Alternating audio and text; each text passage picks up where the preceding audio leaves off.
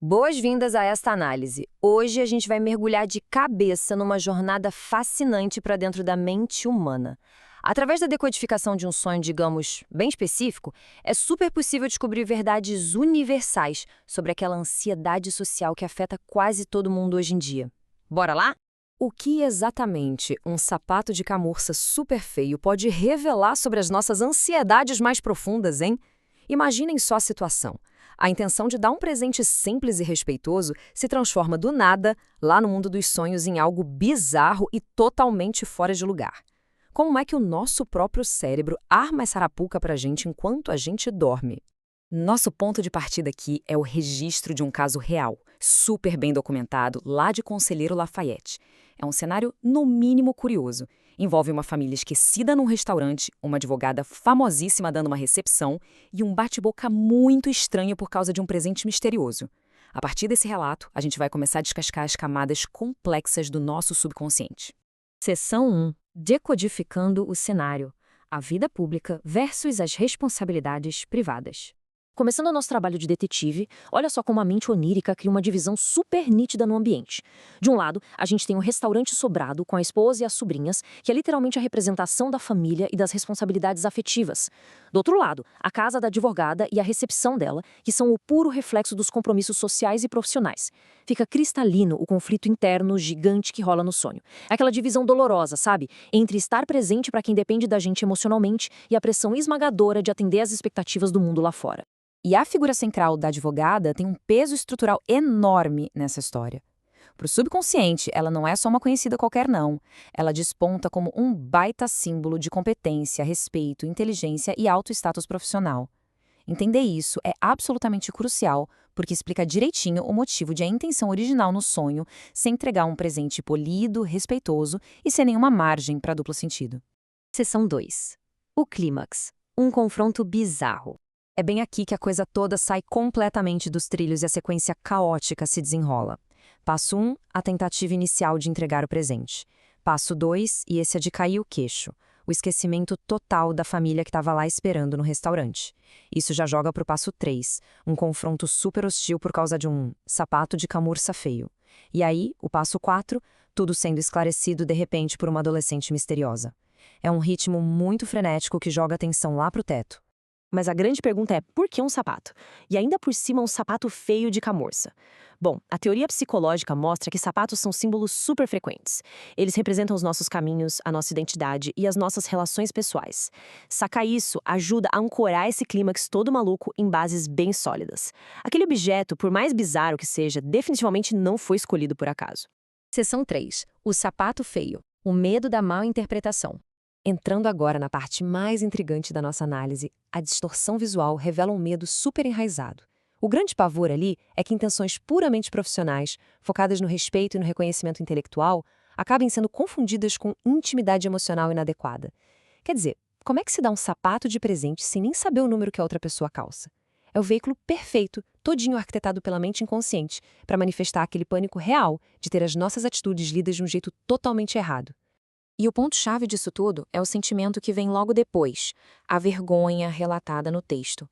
Mas olha o detalhe, não é uma culpa real por ter feito algo errado. É aquele desconforto péssimo, aquela agonia diante da simples possibilidade de sofrer um julgamento injusto. Isso escancara um medo muito humano de ter a própria imagem associada a uma história falsa, uma intenção que não tem nada a ver com o verdadeiro caráter e os valores éticos profissionais de quem sonha. Seção 4. O esquecimento. Fadiga mental e sobrecarga. A citação destacada aqui diz muito. Prestem atenção. Esse esquecer pode simbolizar cansaço mental, excesso de responsabilidades, aquele apagão mental de não voltar para buscar a esposa e as sobrinhas no restaurante mostra de um jeito brilhante a pressão que a gente sofre no dia a dia. É o sonho escancarando a nossa tentativa quase impossível de dar conta de absolutamente tudo ao mesmo tempo, misturada com aquele terror silencioso de falhar feio com quem a gente mais ama. Seção 5. A resolução. O surgir da verdade. Para dar uma aliviada nessa tensão toda, a arquitetura do sonho traz uma heroína totalmente inesperada e cria um paralelo incrível. De um lado, tem as duas crianças menores da advogada, que simbolizam só a imagem pública, aquela coisa controlada da família. Do outro, surge do nada uma adolescente desconhecida de uns 16 anos. E na linguagem dos sonhos, os adolescentes quase sempre representam a descoberta, a verdade que precisa vir à tona e uma visão muito mais madura das coisas. A mente chama essa figura nova exatamente na hora que é urgente resolver a confusão e apaziguar o conflito interno. E, de fato, como o relato original mostra, é justamente essa adolescente com cabelo tipo Chanel quem tira toda a neblina da história. Ela fala com todas as letras que o sapato grotesco, na verdade, veio do namorado de uma outra moça que estava lá no portão. Pronto, a tensão some. Isso prova uma crença intrínseca maravilhosa da nossa própria mente.